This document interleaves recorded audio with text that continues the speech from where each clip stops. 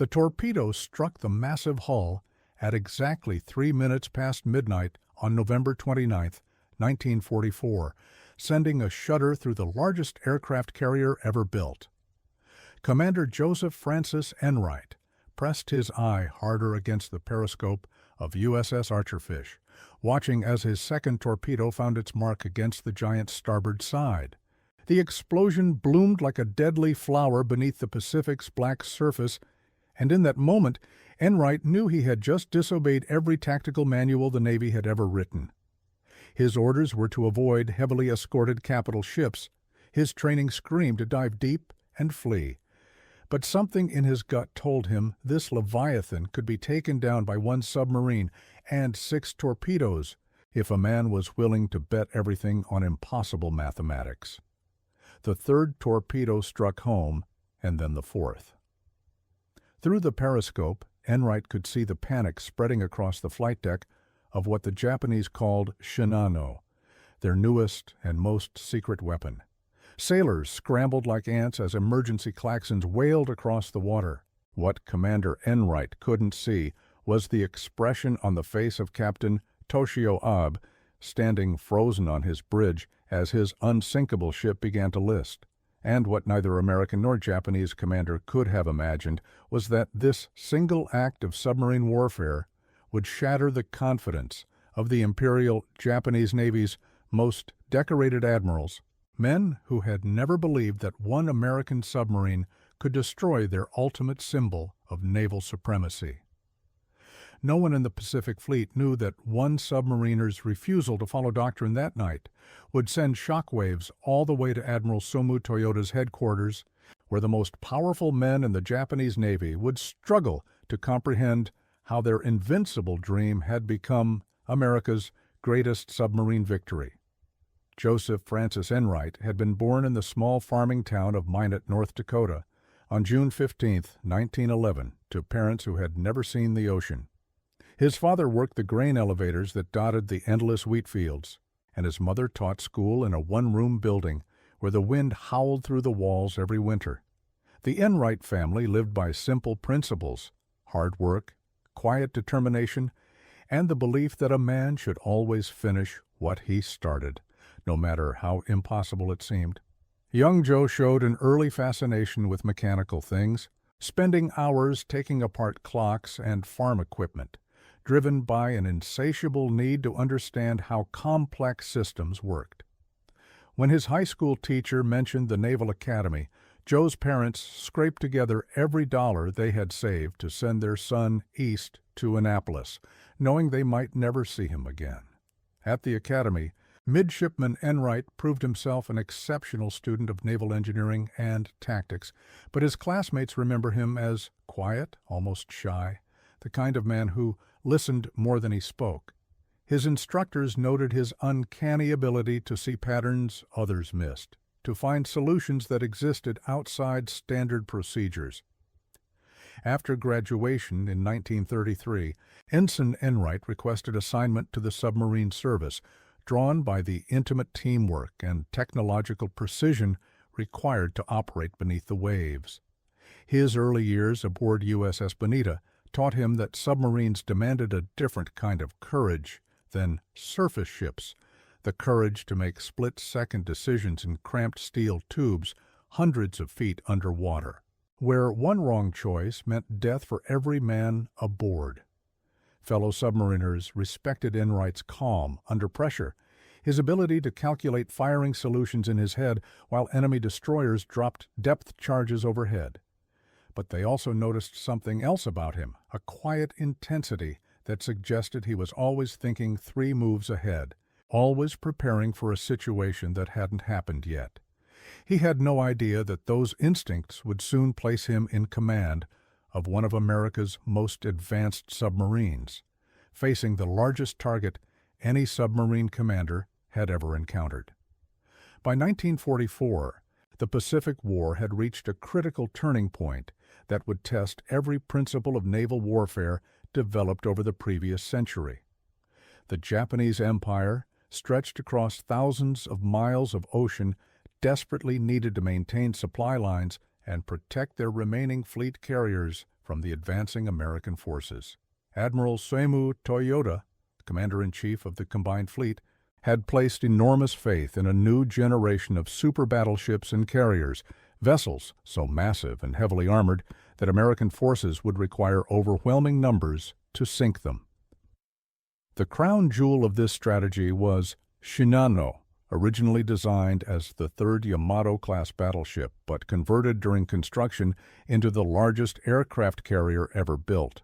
At 72,000 tons fully loaded, Shinano stretched 872 feet from bow to stern, longer than 3 football fields, with armor thick enough to withstand direct hits from the largest American naval guns.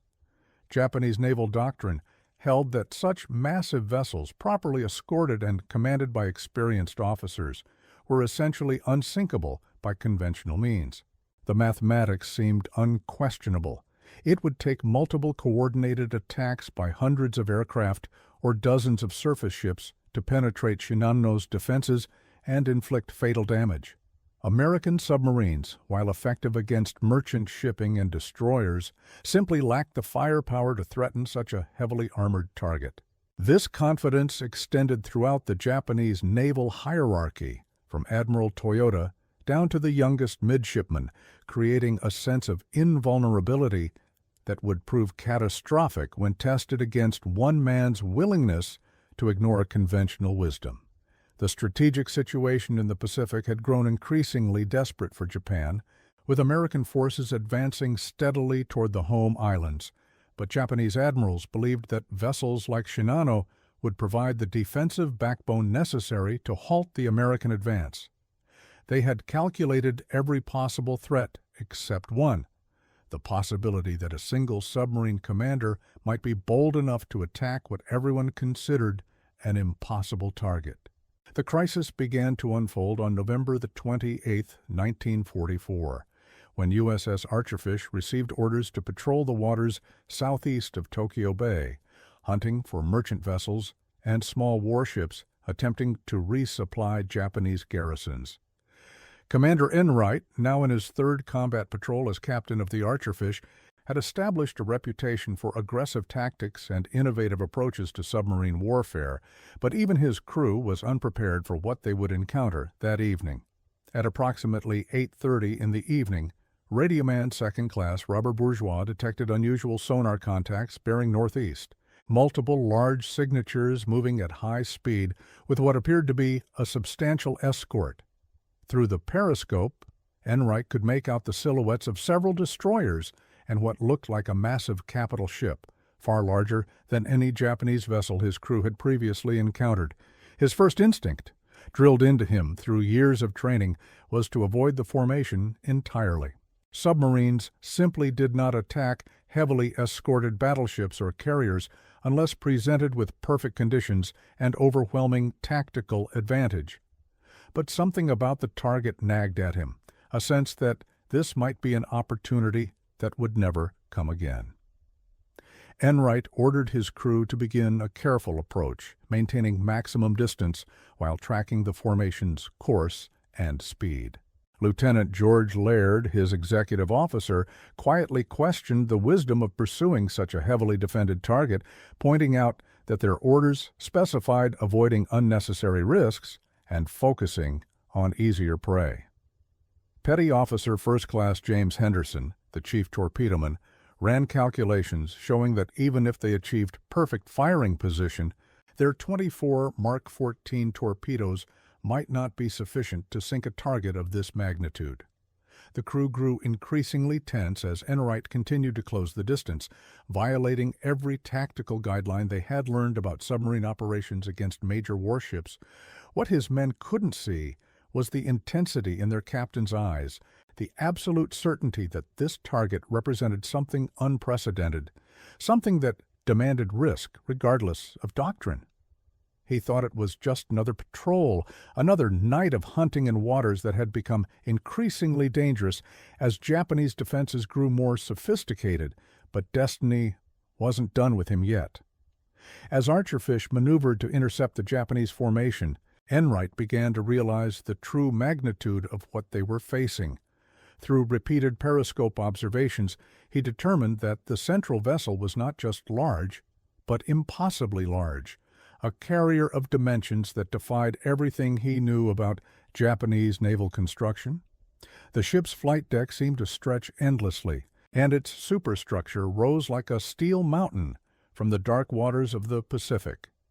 This was clearly a capital ship of extraordinary importance, probably heading for combat operations or strategic deployment that could significantly impact the course of the Pacific War. Enright knew that successful attack on such a target would require perfect timing, precise calculation, and a willingness to ignore every safety protocol he had ever learned. The Japanese formation was making approximately 20 knots on a southerly heading, probably bound for the Philippines, or another combat zone where this massive carrier would serve as the centerpiece of a major naval operation.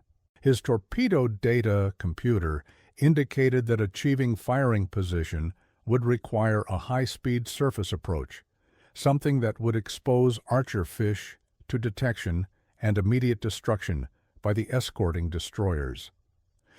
Lieutenant Commander Paul Schratz, the boat's navigator, privately wondered if their captain had lost his mind. But years of serving under Enright had taught him to trust his commander's instincts, even when they seemed to contradict all logic. Machinist's mate first class Dale Russell, manning the diving controls, noticed that his hands were shaking as he prepared for what might be their final dive. The mathematics of the situation seemed impossible. 6 torpedoes against a target that might require dozens of hits to sink, launched from a submarine that would have seconds to escape before enemy destroyers converged on their position. But Enright had seen something in the target's movement, some subtle indication that this giant was not as invulnerable as it appeared.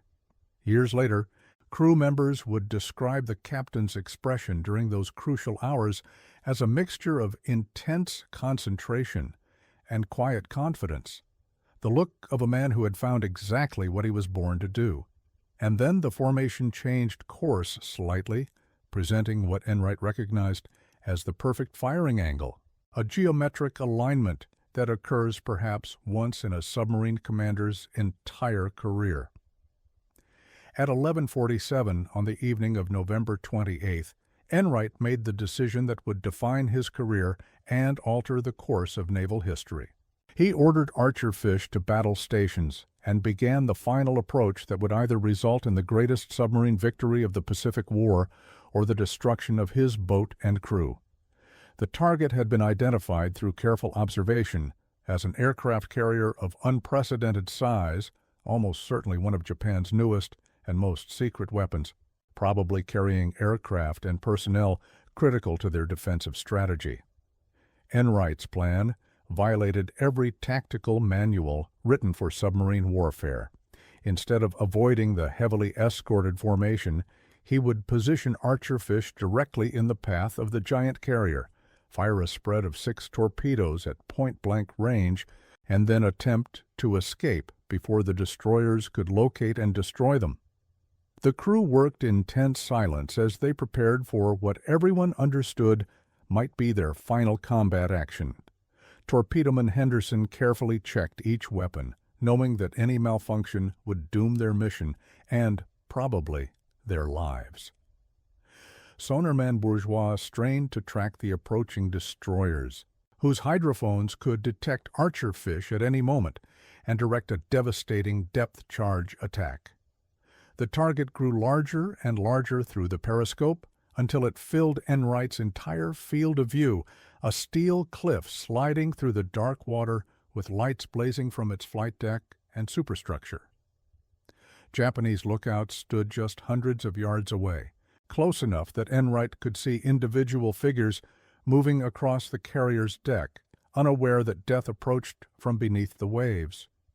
The carrier's captain, Toshio Abe, was probably reviewing flight operations or studying charts in his cabin, confident that his ship's size and escort provided absolute protection against submarine attack. Admiral Shinichi Fukudome, aboard one of the escorting destroyers, had likely dismissed any possibility of submarine threat, believing that American submarines lacked both the capability and courage to attack such a heavily defended formation. The destroyer crews, trained to detect and destroy submarines, maintained their sonar watch but showed no indication of having detected the American boat sliding silently beneath the surface just outside their search pattern. What happened next would shatter decades of naval doctrine and prove that individual courage could overcome impossible odds. Enright pressed his eye against the periscope for the final time and whispered the order that would be remembered in naval history. Fire 1. The first Mark 14 torpedo left its tube with a compressed air bubble that seemed impossibly loud in the submarine's confined space, racing toward the massive target at 46 knots. Fire 2, and the second weapon joined the first, followed immediately by Fire 3 and Fire 4 and Fire 5. And finally Fire 6, until Archerfish had committed its entire forward torpedo room to this single, desperate attack. Each torpedo carried 643 pounds of Torpex explosive, enough to crack the hull of a destroyer, but against a target this size, Enright needed multiple hits in exactly the right locations to achieve catastrophic damage. The weapons ran true and straight, their gyroscopic guidance systems holding course as they closed the distance to the giant carrier at a combined closing speed of nearly 70 miles per hour. Through the periscope, Enright could see Japanese sailors moving casually across the flight deck, completely unaware that 6 American torpedoes were racing toward their ship's hull just 20 feet beneath the surface. The first torpedo struck at exactly 3 minutes past midnight, punching through the carrier's side armor and detonating deep within the ship's hull, sending a massive shudder through the 870-foot vessel. Captain Abe felt the explosion through the soles of his feet and knew immediately that his ship had been torpedoed, but the size and power of Shinano led him to believe that one or even several torpedo hits could not threaten a vessel of such massive construction. The second torpedo struck 40 feet aft of the first, its explosion tearing a second massive hole in the carrier's starboard side and flooding compartments that the Japanese damage control teams had never imagined could be breached by submarine attack. The third and fourth torpedoes hit almost simultaneously, their combined explosions creating a catastrophic rupture in the ship's hull that began flooding the engineering spaces with thousands of tons of seawater. Damage control parties raced through the ship's corridors, but the scale of the flooding exceeded anything they had trained for, anything they had believed possible from a submarine attack against a ship of Shinano's size and armor. The fifth torpedo missed, its magnetic exploder failing to detonate as it passed beneath the carrier's keel. But the sixth and final weapon struck near the ship's stern, its explosion jamming the rudder and flooding the aft engine room. In less than 3 minutes, Archerfish had inflicted damage that would prove fatal to the largest warship ever sunk by submarine attack, and Commander Enright had achieved what every naval expert had declared impossible. The immediate aftermath of the torpedo attack created chaos aboard both the Japanese carrier and the escorting destroyers, as officers struggled to comprehend what had just occurred and respond to a situation that fell outside all previous experience. Captain Abe, standing on Shinano's bridge as emergency lighting cast eerie shadows across his command center, could feel his ship listing to starboard as thousands of tons of seawater poured through the torpedo holes. But the carrier's massive size and multiple compartments created an illusion that the damage could be controlled.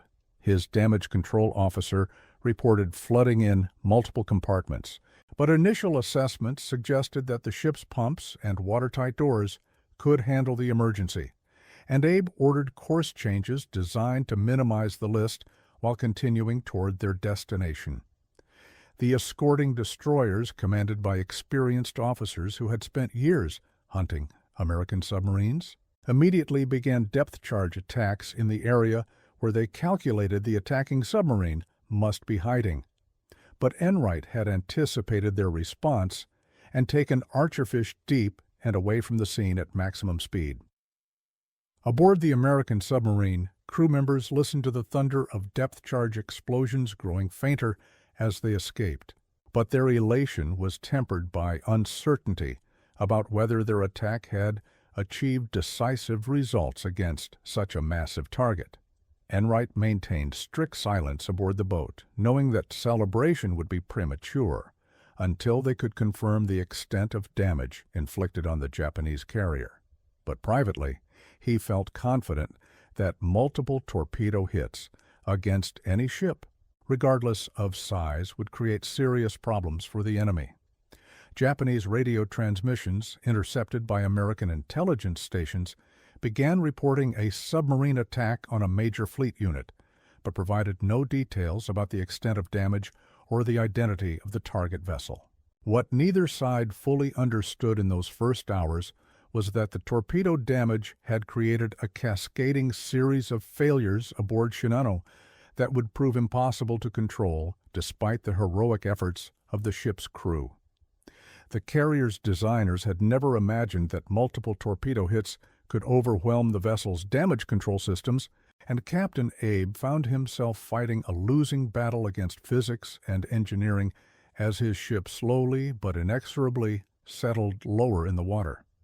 Private Jensen froze when he realized the magnitude of what they had just witnessed through the periscope. He couldn't believe that one submarine had just attacked the largest warship any of them had ever seen. As dawn broke over the Pacific on November 29, 1944, it became clear that the damage inflicted by Archerfish's torpedo attack was beyond anything Japanese naval architects had considered possible. Captain Abe ordered his engineering crews to employ every damage control technique in their extensive training. But the flooding continued to spread through the massive ship's compartments despite increasingly desperate efforts to contain it. The carrier's list increased steadily throughout the morning, and by noon, even the most optimistic damage control assessments indicated that Shinano was in mortal danger, slowly but inevitably sinking beneath the waves of the Pacific. Emergency messages flashed between the carrier and fleet headquarters, reporting a situation that senior Japanese naval officers found almost impossible to believe. Their newest and largest carrier, considered unsinkable by conventional attack, was dying from wounds inflicted by a single American submarine. Admiral Soimu Toyoda, receiving the first reports at his headquarters, initially dismissed them as impossible exaggerations, assuming that the damage reports must be inaccurate or that multiple submarines had conducted a coordinated attack. The reality that 6 torpedoes from one submarine could doom an 870-foot aircraft carrier challenged fundamental assumptions about naval warfare that had guided Japanese strategy throughout the Pacific conflict. As the day progressed and additional reports confirmed the severity of the situation, the psychological impact on Japanese naval leadership began to exceed even the material loss of the ship itself. Rear Admiral Shinichi Fukudome, aboard one of the escorting destroyers, watched in growing horror as the massive carrier settled lower and lower in the water, its flight deck gradually disappearing beneath the waves despite every effort to save the vessel. The mathematical impossibility of the situation haunted every Japanese officer present. How could one submarine with 6 torpedoes accomplish what they had assumed would require dozens of aircraft or surface ships? By evening, it became clear that Shinano was lost, and Captain Abe gave the order to abandon ship, watching as his crew of over 2,000 men took to lifeboats and life rafts while their invincible ship slipped beneath the Pacific's surface. The carrier that was supposed to spearhead Japan's defense of the home islands instead became the largest warship ever destroyed by submarine attack, sunk just 29 hours after Commander Enright's refusal to follow doctrine had placed him in position for the most successful submarine attack in naval history. The news of Shinano's sinking reached the highest levels of Japanese naval command within hours, creating shock waves that rippled through the entire Imperial Navy hierarchy and fundamentally challenged their strategic assumptions about submarine warfare.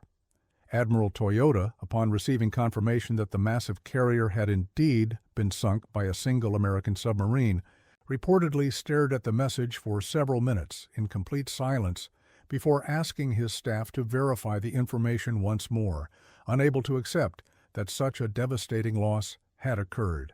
His immediate reaction, according to staff officers present, was to demand a complete investigation into how one submarine had achieved what the Japanese had considered impossible, followed by urgent questions about the vulnerability of other major fleet units to similar attacks. Vice Admiral Shigeyoshi Miwa, commander of the 6th Fleet Submarine Force, expressed shock that American submarines had developed tactics capable of successfully attacking heavily escorted capital ships, a development that threatened to make all Japanese fleet movements potentially suicidal.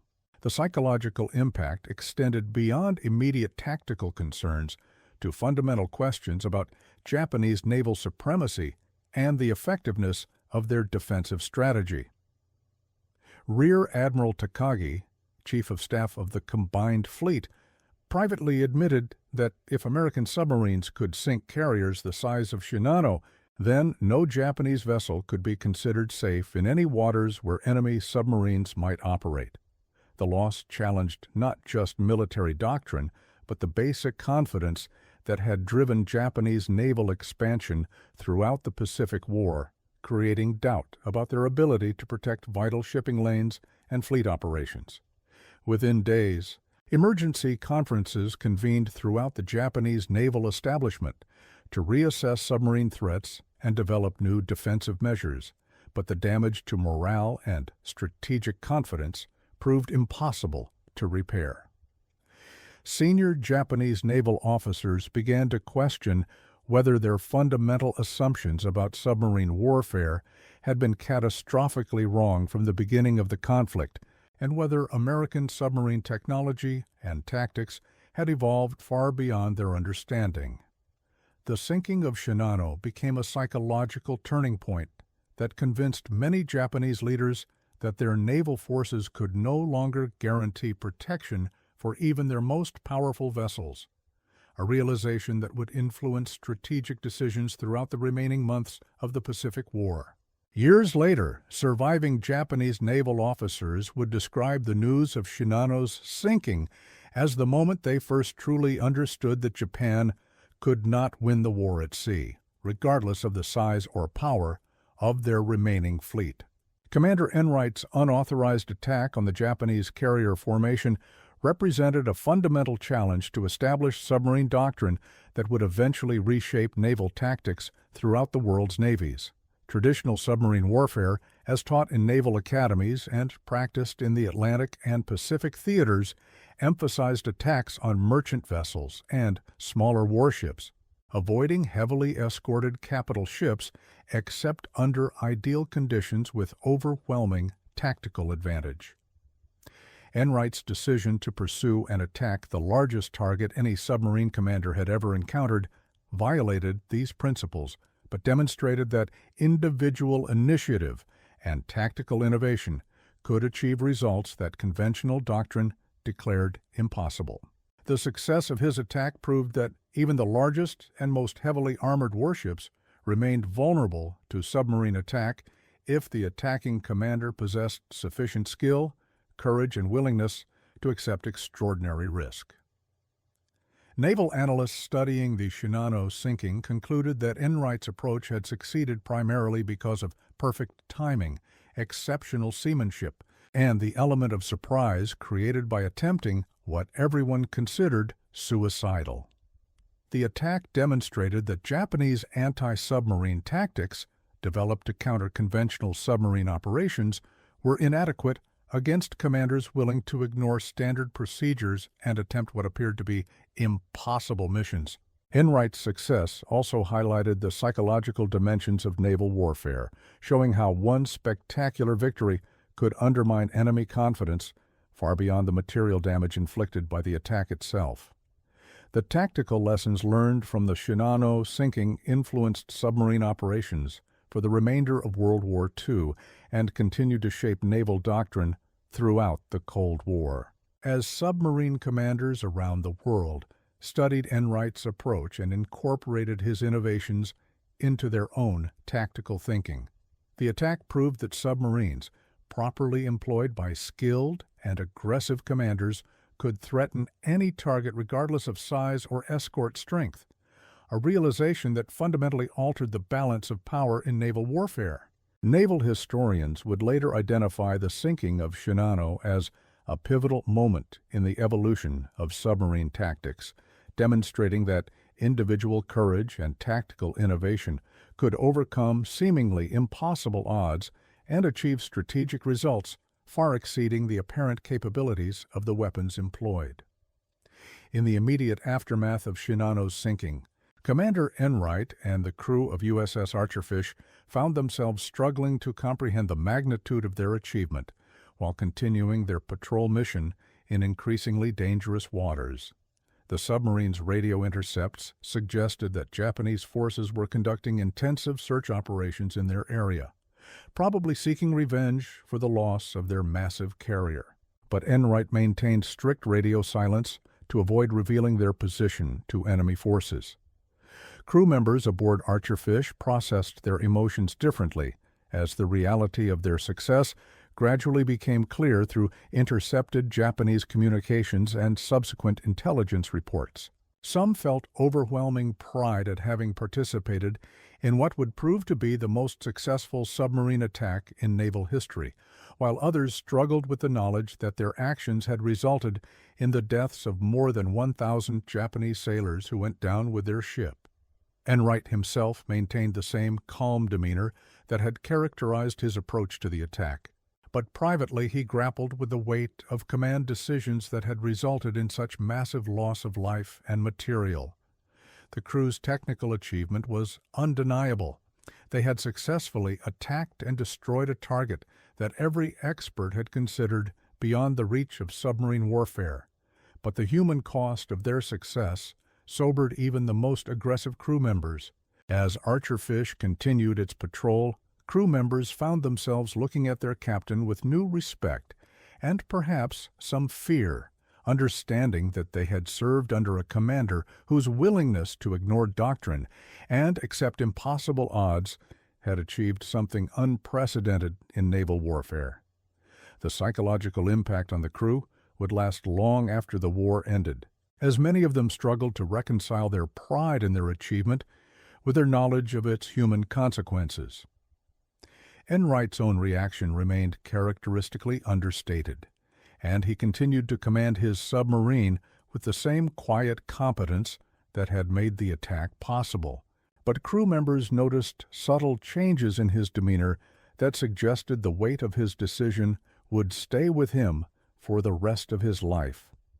They had witnessed the power of individual initiative to change the course of history, but they had also learned that such power comes with responsibilities that extend far beyond military objectives and tactical success.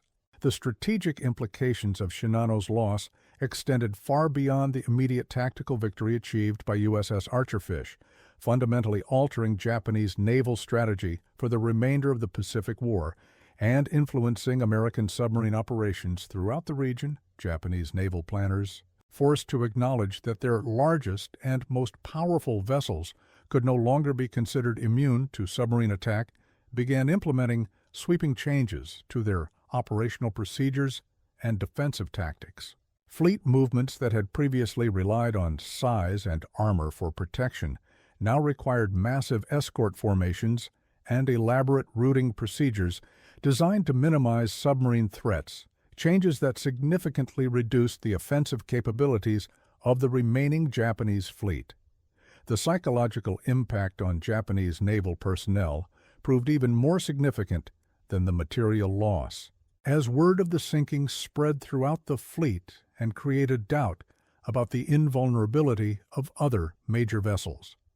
American submarine commanders, learning of Enright's success, began adopting more aggressive tactics against heavily escorted targets, confident that individual skill and determination could overcome seemingly impossible odds. The Bureau of Naval Personnel used the Shinano sinking as a case study in submarine warfare schools, teaching future commanders that tactical doctrine should guide but not limit operational thinking when presented with extraordinary opportunities. Intelligence reports indicated that Japanese naval officers had begun questioning their fundamental assumptions about submarine warfare, leading to strategic changes that would hamper their ability to conduct effective fleet operations for the remainder of the conflict. The sinking also influenced American naval strategy by demonstrating that submarines could achieve decisive strategic results against the most heavily defended targets, leading to increased emphasis on submarine operations in the final phases of the Pacific War. Enright's achievement proved that individual initiative and tactical innovation could produce results far exceeding the apparent capabilities of available weapon systems, a lesson that would influence military thinking long after the end of World War II. The success of one submarine attack against an impossible target had demonstrated the continuing importance of human factors in warfare, showing that courage and skill could overcome technological disadvantages and achieve victory through methods that conventional wisdom declared impossible. The post-war investigation into the sinking of Shinano revealed the extraordinary chain of circumstances that had made Commander Enright's attack possible, and highlighted the crucial role played by individual decision-making in achieving tactical success. Intelligence analysis showed that the Japanese carrier had been transiting from Yokosuka Naval Arsenal to Kure Naval Base for final fitting out and crew training, a routine voyage that Japanese planners had considered completely safe due to the ship's massive size and powerful escort. The timing of Archerfish's patrol in the area had been purely coincidental, the result of routine submarine deployment rather than specific intelligence about Japanese fleet movements, making Enright's decision to attack even more remarkable for its spontaneous nature.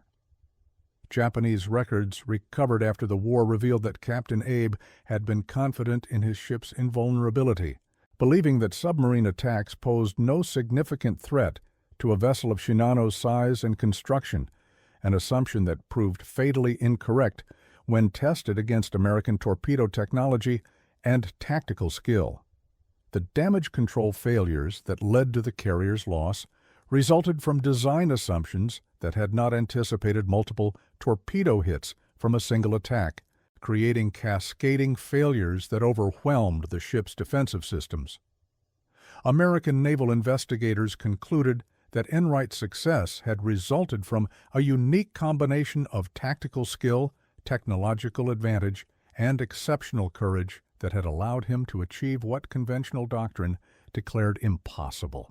The attack demonstrated the crucial importance of individual initiative in military operations, showing how one commander's willingness to ignore established procedures could produce strategic results far exceeding expectations. Post-war analysis also revealed that the psychological impact of Shinano's loss had been even greater than initially understood, contributing to a crisis of confidence within the Japanese naval establishment that influenced strategic decisions throughout the final year of the conflict.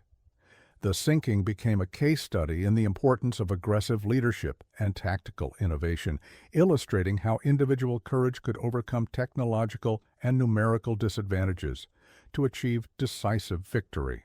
Military historians studying the attack concluded that Enright's decision to pursue an impossible target had succeeded because of his unique combination of technical competence, tactical insight, and moral courage, qualities that enabled him to recognize and exploit an opportunity that more cautious commanders would have avoided.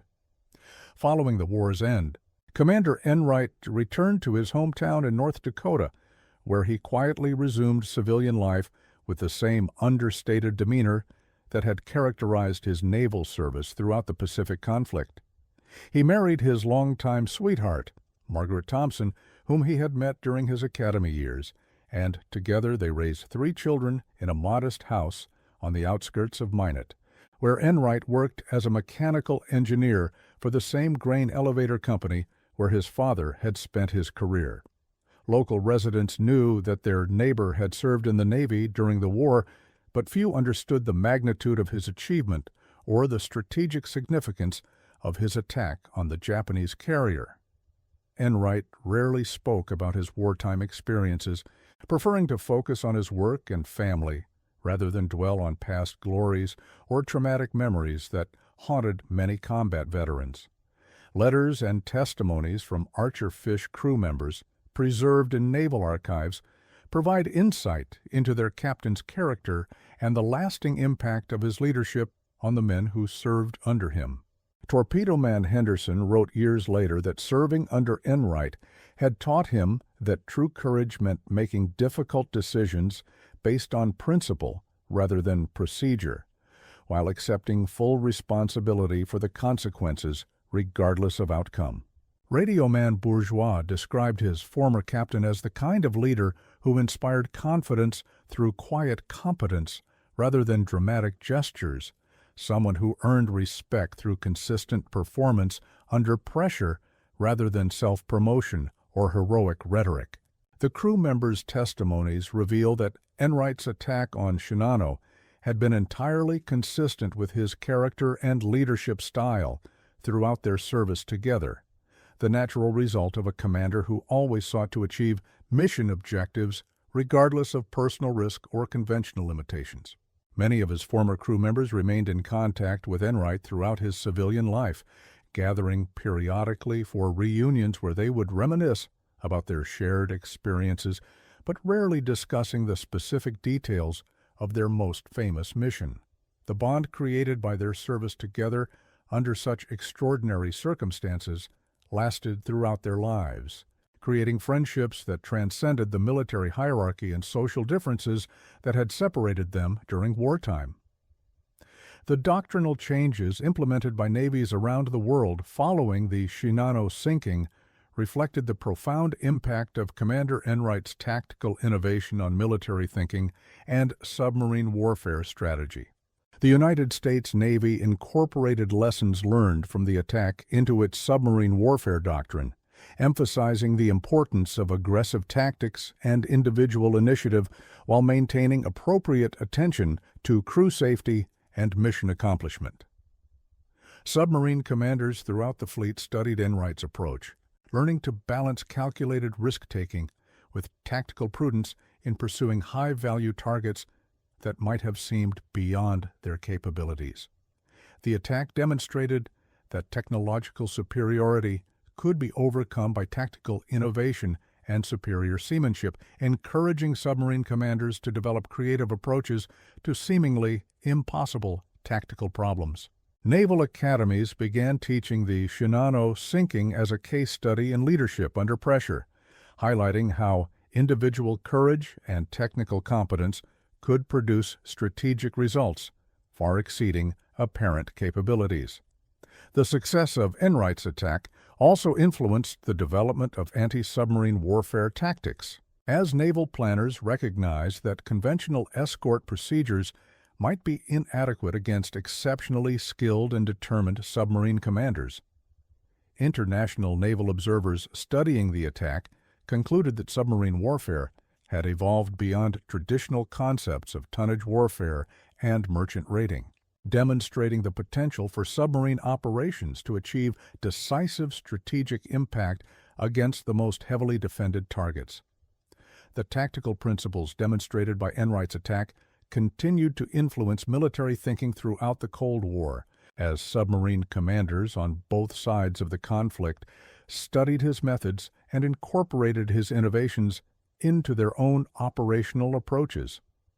Military historians analyzing the broader implications of the sinking concluded that individual excellence and tactical innovation remained crucial factors in military success despite advances in technology and changes in strategic doctrine. The attack proved that human factors continued to play decisive roles in military operations, showing how one individual's courage and skill could overcome seemingly impossible odds and achieve victory through methods that challenged conventional wisdom and established procedures. Years later, as Enright entered his 70s and reflected on his long life, he would occasionally speak with visiting naval historians about the circumstances that had led to his most famous achievement. These conversations, recorded for posterity at the Naval Historical Foundation, reveal a man who understood the significance of his actions while maintaining perspective about his role in the broader context of the Pacific War. He consistently emphasized that his success had depended on the skill and courage of his entire crew, deflecting personal credit while acknowledging that his decision to attack had been based on instinct and training rather than elaborate strategic calculation. When asked about the moment of decision that led to his attack on Shinano, Enright would describe the feeling of absolute certainty that had overcome him when he realized the magnitude of the opportunity before him, a confidence based on years of experience and training that told him this target could be successfully engaged despite its apparent invulnerability. His descriptions of the attack itself remained factual and understated, focusing on technical details and tactical considerations rather than dramatic narratives or heroic rhetoric that might sensationalize the human cost of his achievement. Enright's perspective on his wartime service reflected a deep understanding of the moral complexities inherent in military action, acknowledging both the necessity of his mission and the tragic consequences for the Japanese sailors who died when their ship sank. He expressed genuine respect for the Japanese naval officers who had fought courageously throughout the Pacific War, noting that military professionalism transcended national boundaries and political differences that divided nations during wartime. The elderly submarine commander's reflections revealed a man who had found peace with his wartime experiences while maintaining appropriate humility about his role in events that had shaped naval history. His final interviews suggest that he viewed his attack on Shinano as the natural result of training, opportunity, and circumstance, rather than personal heroism. Though he acknowledged that his willingness to accept extraordinary risk had been essential to achieving such unprecedented success. He never called himself a hero, preferring to describe his actions as the fulfillment of duties that had been entrusted to him by his country and his crew. The strategic transformation of naval warfare initiated by Commander Enright's attack on Shinano continued to influence military thinking and submarine operations long after the end of World War II, demonstrating how individual tactical innovation could produce lasting changes in military doctrine and strategic planning. Cold War submarine commanders studied the Shinano attack as an example of how aggressive tactics and exceptional seamanship could overcome technological and numerical disadvantages, applying Enright's principles to their own operations in the dangerous waters of the Atlantic and Pacific. The attack had proved that individual excellence remained a crucial factor in military success despite advances in technology and changes in strategic doctrine, inspiring generations of submarine officers to pursue tactical innovation while accepting personal responsibility for the consequences of their decisions. Naval historians analyzing the broader implications of the sinking concluded that Enright's achievement represented a perfect synthesis of technical competence, tactical insight, and moral courage, qualities that enabled him to recognize and exploit an opportunity that more conventional commanders would have avoided. The psychological impact of the attack extended far beyond immediate tactical considerations to fundamental questions about the nature of naval warfare and the continuing importance of human factors in military operations, influences that shaped strategic thinking throughout the nuclear age. Modern submarine commanders continue to study Enright's approach as a model of leadership under pressure, learning how to balance aggressive tactics with prudent risk management while pursuing objectives that might seem beyond their apparent capabilities. The tactical principles demonstrated by the Shinano attack have been incorporated into submarine warfare doctrine throughout NATO and Allied navies. emphasizing the importance of individual initiative and tactical innovation in achieving decisive results against heavily defended targets. Military training programs around the world use the attack as a case study in decision-making under pressure, teaching future officers how to recognize opportunities that exist outside conventional doctrine while accepting full responsibility for the consequences of their actions. The enduring legacy of Enright's achievement lies not just in the immediate tactical success he accomplished, but in his demonstration that individual courage and competence could overcome seemingly impossible odds through methods that challenged established wisdom and conventional limitations. His willingness to risk everything on a single attack that everyone considered impossible proved that the human element remained decisive in warfare, showing how one man's refusal to accept conventional limitations could change the course of history and inspire future generations of military leaders. The final irony of Commander Joseph Francis Enright's achievement lies in the contrast between his modest background and the extraordinary impact of his single moment of tactical brilliance, a reminder that heroism often emerges from unexpected sources and succeeds through methods that conventional wisdom declares impossible. The farm boy from North Dakota, who had never seen the ocean before entering the Naval Academy, became the only submarine commander in history to sink an aircraft carrier larger than most battleships, achieving a victory that military experts had declared beyond the capabilities of submarine warfare. His success demonstrated that individual excellence and tactical innovation could overcome technological disadvantages and numerical inferiority, proving that courage and skill remained decisive factors in military operations regardless of advances in weapons and defensive systems. The strategic impact of his attack extended far beyond the immediate loss of one Japanese carrier to fundamental changes in naval doctrine and strategic thinking that influenced military operations throughout the Cold War and beyond. Enright's willingness to ignore established procedures and attempt what appeared to be a suicide mission had achieved results that reshaped naval warfare and demonstrated the continuing importance of human factors in military success. His quiet return to civilian life and reluctance to publicize his achievement reflected the character that had made his wartime success possible, showing that true heroism often manifests itself in humility rather than self-promotion or dramatic gestures. The lessons learned from his attack continued to influence submarine operations and military training programs decades after the war ended, proving that individual acts of courage could produce lasting changes in military doctrine and strategic thinking. His legacy reminds us that the most significant achievements in military history often result from the willingness of ordinary individuals to attempt extraordinary things when circumstances demand action beyond conventional limitations.